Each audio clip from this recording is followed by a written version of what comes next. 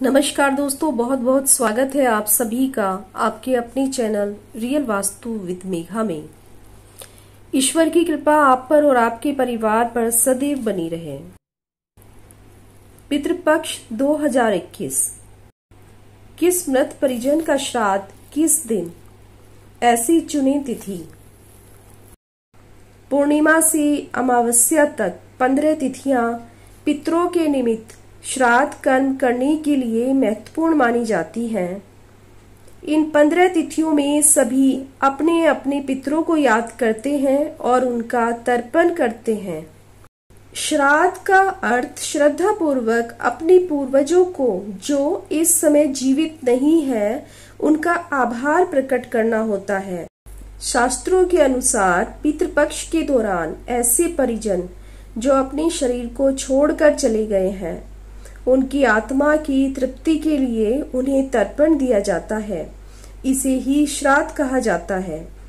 ऐसा कहा जाता है कि पितृपक्ष में मृत्यु के देवता यमराज इन लोगों को कुछ समय के लिए मुक्त कर देते हैं ताकि ये धरती पर जाकर तर्पण ग्रहण कर सकें।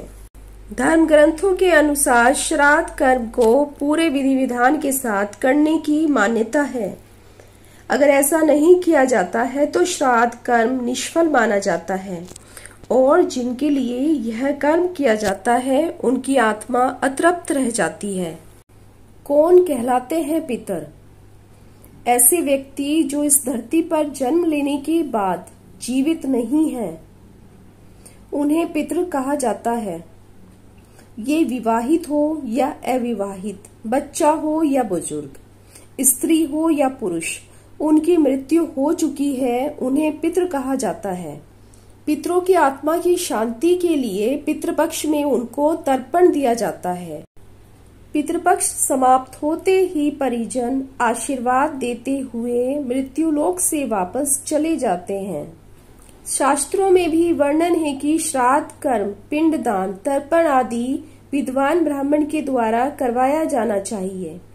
श्राद्ध कर्म पूरा होने के पश्चात ब्राह्मणों को दान दक्षिणा देनी चाहिए। पितृपक्ष की तिथियों में गाय, कुत्ते और कौवे को भी भोजन कराना चाहिए। इन दिनों में दान और पुण्य भी करना चाहिए, उसका भी विशेष फल मिलता है।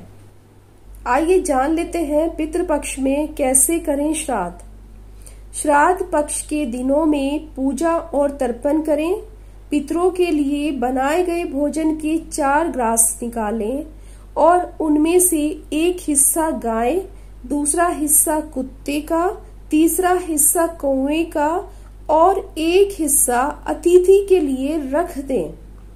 गाय, कुत्ते और कौवे को भोजन देने के बाद ब्राह्मण को भोजन कराएं। श्राद्ध कर्म के लिए सबसे पहले जिनका श्राद्ध करना हो, उनके मृत्यु की तिथि का ज्ञान होना अति आवश्यक है। जिस तिथि में उनकी मृत्यु होती है, उसी तिथि पर श्राद्ध कर्म किया जाता है।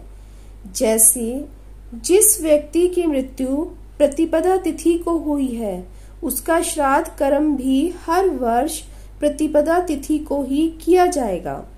पितरों की मृत्यु तिथि ज्ञात नहीं हो तो उनका श्राद्ध कर्म अमावस्या के दिन कर देना चाहिए, क्योंकि यह दिन सर्पित श्राद्ध योग माना जाता है।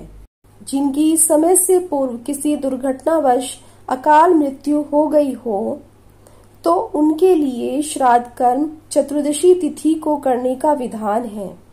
माता और पिता के लिए भी श्राद्ध की कुछ तिथियां उपयुक्त बताई गई हैं। माता के श्राद्ध के लिए नवमी और पिता के श्राद्ध के लिए अष्टमी तिथि को उपयुक्त बताया गया है। आइए अब जान लेते हैं कि किस प्रकार करें श्राद्ध तिथि का चयन। पंचमी श्राद्ध। जिन पितरों की मृत्यु पंचमी तिथि को हुई हो या अविवाहित स्थिति में है, तो उनके लिए पंचमी तिथि का श्राद्ध किया जाता है। नवमी श्राद्ध। नवमी तिथि को मात्र नवमी के नाम से भी जाना जाता है। इस तिथि पर श्राद्ध करने से कुल की सभी दिवंगत महिलाओं का श्राद्ध हो जाता है।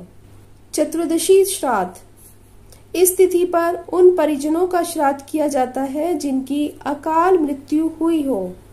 सर्पित अमावस्या, जिन लोगों की मृत्यु के दिन की सही जानकारी न हो उनका श्राद्ध अमावस्या को किया जाता है। अगर आपको मेरे द्वारा दी गई जानकारी पसंद आई है तो वीडियो को लाइक कीजिए और चैनल को सब्सक्राइब और शेयर कीजिए।